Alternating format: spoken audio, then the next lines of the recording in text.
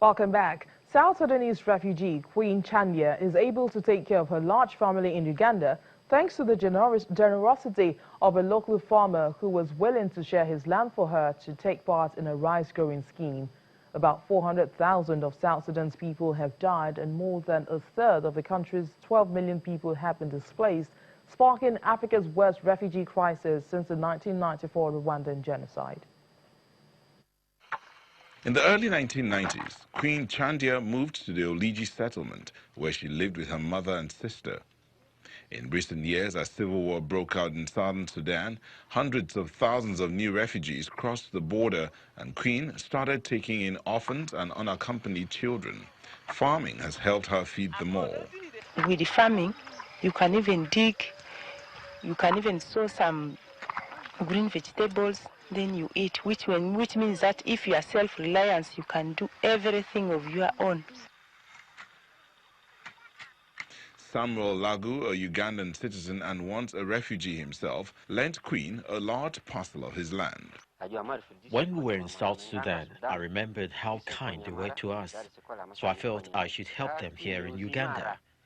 And Queen was one of those who asked me for some land, so I gave her some, so she could do some farming. Samuel's land is also used by the development agencies to train both refugees and Ugandans on how best to cultivate rice. Rice is so profitable, it is helping Uganda reach its development goals. The rice cultivation contributes the food security for them and improving their livelihood. Whatever knowledge I got from rice production, I was able to implement it in all other types of crops I have in my family. For Queen, who now looks after 22 people, mostly children, her farm is a source of sustenance and pride. Well, it's countdown to the sound of the closing gong at the Nigerian Stock Exchange, and negative sentiment spilled into the midweek trading earlier at intraday. Now, let's talk to Temple Ashaju, who's live on the trading floor for more updates. Temple, earlier the main index was pointing down south. Has anything changed? Still pointing down south right now, down some 0.71%. And of course, you can tell that the institutional investors are the ones really selling down. We're seeing this sell-off across the oil and gas segment of the market more. Corn oil, which has been static for quite a number of weeks now, has actually seen some huge sell-off at the moment. The 11 PLC is also down. You've also got Seplat PLC down by more than 2% at this point in time. So if you put all of that together, what that has translated to in the oil and gas segment of the market is a decline of more than 2% in total, and that's the worst performing sector as we speak right now in the market. I understand that corn oil is actually down by about 10%, and you have Seplat by 2.63%, down 11 PLC down by some 2.72% too. But you know, the first decline that we saw across the counters of the oil and gas sector was at the corn oil segment of the market. And when you refresh the page, you suddenly see a huge decline as well on the side of Seplat, the top for 11 PLC. So it looks like that is kind of cutting across almost all the major names that you have in the oil and gas segment of the market.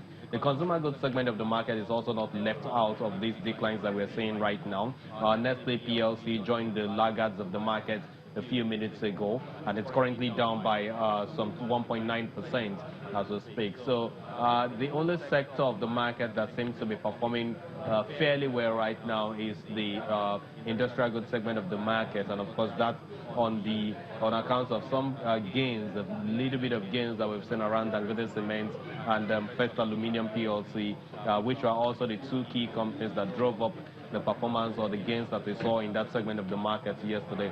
The banking side of the market is also down as we speak. The only company that seems to be experiencing a bit of traction right now, incidentally, is still in the oil and gas segment of the market, and that is Japol PLC. Japol, trading around 22 kobo per share right now, has seen some 90 million units of its shares traded so far today. And of course, you have a bit of gains around Zenith Bank and then Champs PLC, so forth. So it looks like the sell pressure is back again in the market.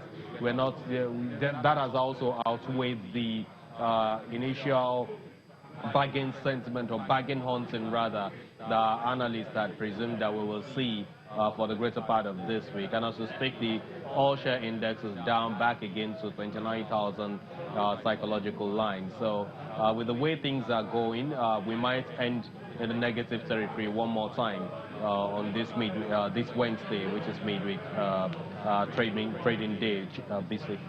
Now let's talk about the DMO bond auction. Now, the traders see the auction as a distraction from equity investors. Okay, so the DMO auction is going to be featuring 100 billion naira offering today. We're going to be having one reopening. I think that's the April 2023, and of course that's where 40 billion naira will be offered, which a lot of traders are really bullish on. Then you're going to have another 10-year new issue, and that's the 2029, April 2029. And we are also going to have the very first of the 30-year bond, which is the 2049 security. That's where you're going to be having 20 billion naira offering. A lot of investors are not too bullish about the 20 billion naira, the 2049, which is the 30-year bond offering, due to the fact that it is a new issue, and the fact that they're basically just expecting it to have less liquidity, given the fact that it is new. It is a longer program that is going to not really see so much of demand on the part of dealers and of course treasurers. So it's something that they're looking at just putting a little sum on. And so the interest is seemingly going to be more on the 5-year and the 10-year tenor bonds. And so a little bit of what we're seeing today in the equity side of the market seems to be what will make some investors to reduce their holdings here in the equity space and then go for the bond side of things, because again, yields are kind of expected to be better than what you will get here on this side of the market. Because again, the understanding of some investors is that at the treasury bill side of things, today there should be a bit of mixed trading. Yesterday there was a bit of a bullish sentiment on that side of the market. We saw demands across the short and the mid end of the curve, while there was a bit of a sell-off at the long end of the curve. So today it is expected that this particular offering, the DMO auction that we will see today, will kind of rattle the market, get to see a lot of traders that will want to put their money on ground sales. So indirectly, we can also conclude that what's the kind of sell-off that we are seeing here in the market is for investors that are trying to reduce their holdings to also go and key into what you have from the DMO at the DMO auction, so you can see how liquidity will improve. But for the longer end of the curve, it doesn't look like there will be enough liquidity on that side of the market. BC. Well, thanks, Temple, for those updates. And that's our show today. Thank you for watching. I am BC Adebayo.